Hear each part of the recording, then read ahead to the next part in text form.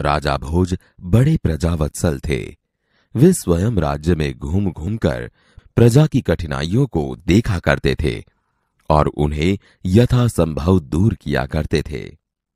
एक दिन राजा अपनी रानी के साथ रथ पर सवार होकर राज्य का भ्रमण कर रहे थे। वे राजधानी से बहुत दूर निकल गए। उन्होंने देखा कि खेत में एक किसान हल जोत रहा है, मगर उसके हल में एक ही बैल है। दूसरे बैल के स्थान पर उसकी स्त्री हल खींच रही है। राजा भोज ने रथ रोका और किसान के पास गए। भले आदमी, तुम यह क्या अत्याचार कर रहे हो? भला कहीं स्त्री को भी हल में जोता जाता है? मेरा एक बैल मर गया है। दूसरा बैल खरीदने के लिए मेरे पास धन नहीं है।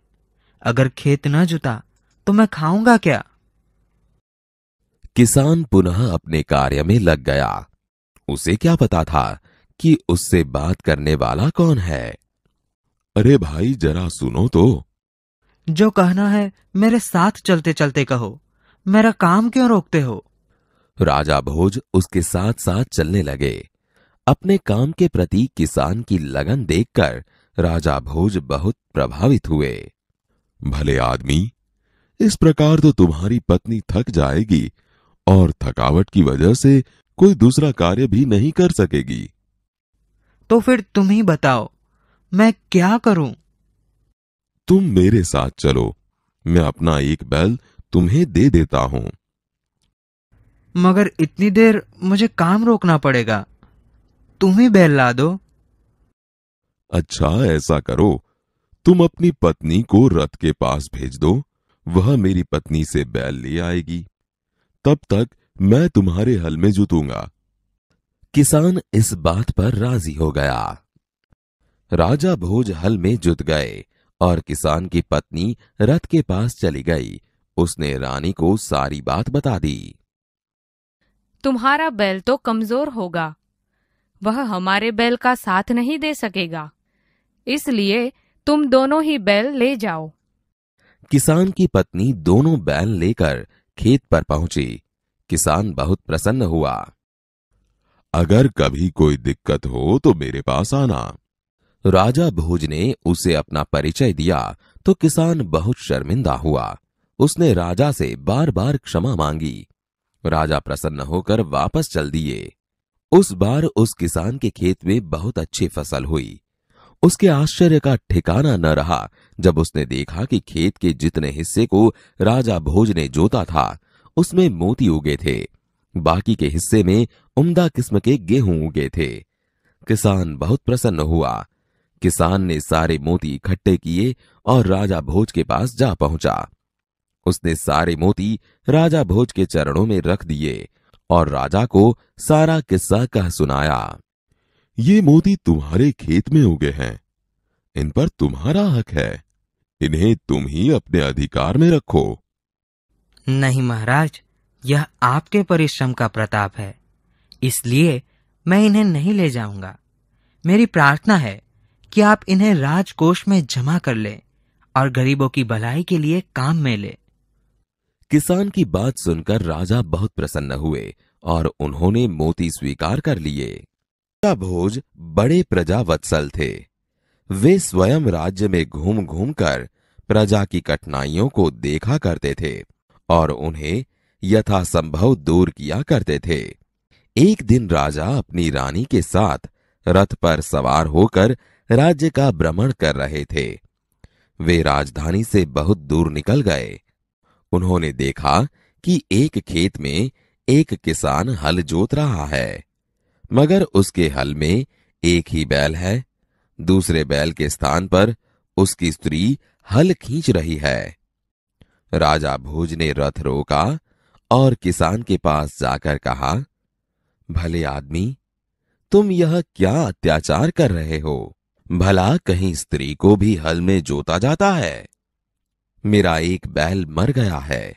दूसरा बैल खरीदने के लिए मेरे पास धन नहीं है।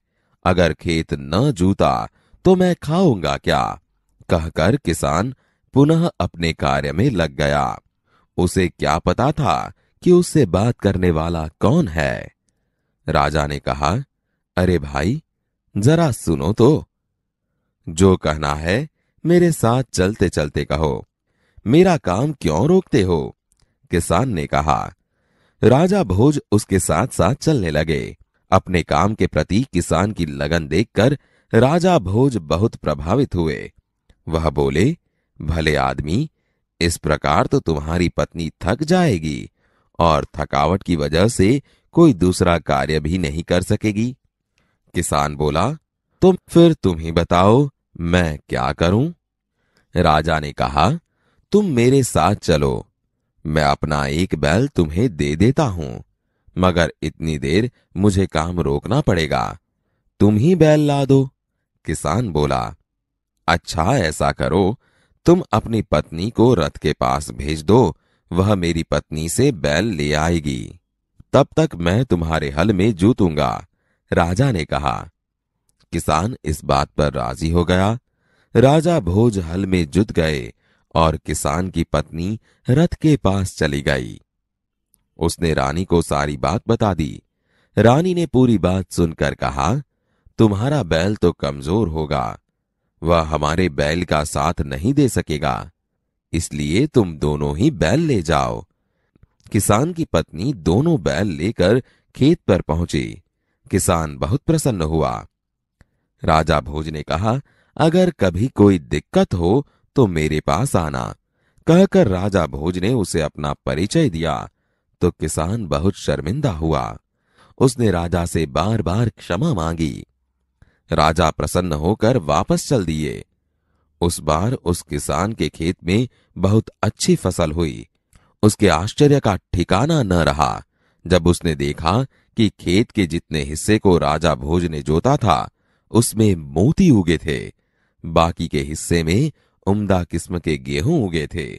किसान बहुत प्रसन्न हुआ। किसान ने सारे मोती इकट्ठे किए और राजा भोज के पास जा पहुंचा।